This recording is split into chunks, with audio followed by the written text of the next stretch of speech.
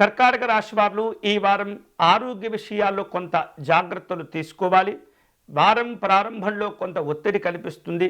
కానీ దీర్ఘకాలికమైనటువంటి అనారోగ్యాలు ఎవరైతే ఇప్పటికే అనుభవిస్తూ ఉన్నారో వారు మరిన్ని జాగ్రత్తలు తీసుకోవటం ద్వారా ఈ అనారోగ్య సంబంధమైనటువంటి భావనలు ముందుగానే మీరు జాగ్రత్తగా తగ్గించుకోగలుగుతారు. శారీరక సంబంధమైనటువంటి మానసిక సంబంధమైనటువంటి ఒత్తిళ్ళు అసౌకర్యాలు ఈ వారం కొంత మిమ్మల్ని ఒత్తిడికి గురి చేస్తూ ఉంటాయి.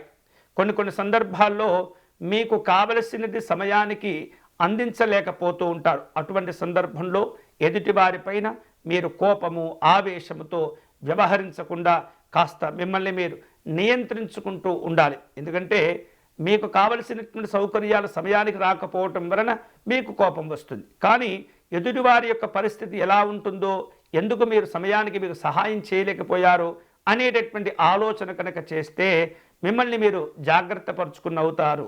అంతేకాకుండా అకస్మాత్తుగా కొన్ని రకాల ఆలోచనలు మీకు కలుగుతూ ఉంటాయి.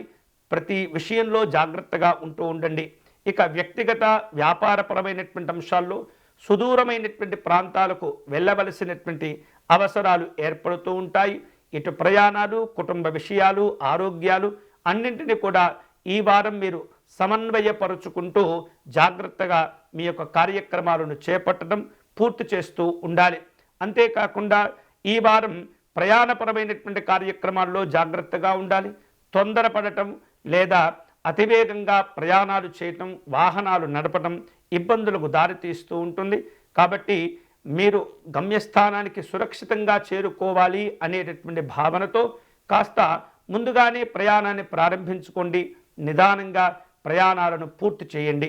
ఇక వ్యాపార కార్యక్రమాల్లో భాగస్వామ్యాలు కొంత ఇబ్బందులకు దారితీస్తూ ఉంటుంది. అభిప్రాయ భేదాలు ఏర్పడటం లేదా ఒకరి యొక్క ఆలోచనలు ఇంకొకరితో సరిపడకపోవటం వలన కొంత ఇబ్బందులు ఏర్పడుతుంటాయి. జాగ్రత్తగా మీ వ్యాపారాలను కూర్చొని మాట్లాడుకోవటం ద్వారా ఉన్నటువంటి సమస్యలను పరిష్కారం చేసుకునేటటువంటి ప్రయత్నం చేస్తూ ఉండాలి. దూర ప్రాంతాల్లో జరిగేటటువంటి వివిధ రకాల కార్యక్రమాల్లో పాల్గొనే ప్రయత్నాలు జరుగుతుంటాయి. అధికారికపరమైనటువంటి పర్యటనలు, అధికారులతో సమావేశమయ్యేటటువంటి సందర్భాలు కూడా ఈ వారం ఉండబోతున్నాయి. రాజకీయపరమైనటువంటి కార్యక్రమాల్లో కొంత ఒత్తిడి కనిపిస్తూ ఉంటుంది. ప్రశాంతంగా ఆలోచించండి. కార్యక్రమాలను దిగ్విజయం చేసుకునేందుకు మిమ్మల్ని మీరు ఒక మెట్టు వెనకకు వెళ్ళినా సరే ప్రయోజనాలు ముఖ్యము అనేటటువంటి భావనతో వ్యవహరించడం ద్వారా ఈ వారం ఎన్నో రకాల శుభ కార్యక్రమాలు, శుభ ఫలితాలు పొందేటటువంటి అవకాశాలు ఉంటుంటాయి.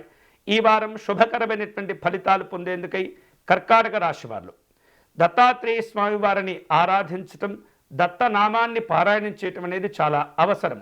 అలాగే పసుపు రంగులో ఉన్నటువంటి పుష్పాలను సేకరించడం, గన్నేరు పుష్పాలను సేకరించి దత్తాత్రేయ స్వామి వారికి అర్చన నిర్వహించటం ద్వారా మీలో ఉన్నటువంటి ఏవైతే ఆలోచనలు భావాలు ఉంటుంటాయో అవి విజయవంతం అయ్యేందుకు ఈ దత్తనామం మీకు బాగా ఉపయోగపడుతుంది.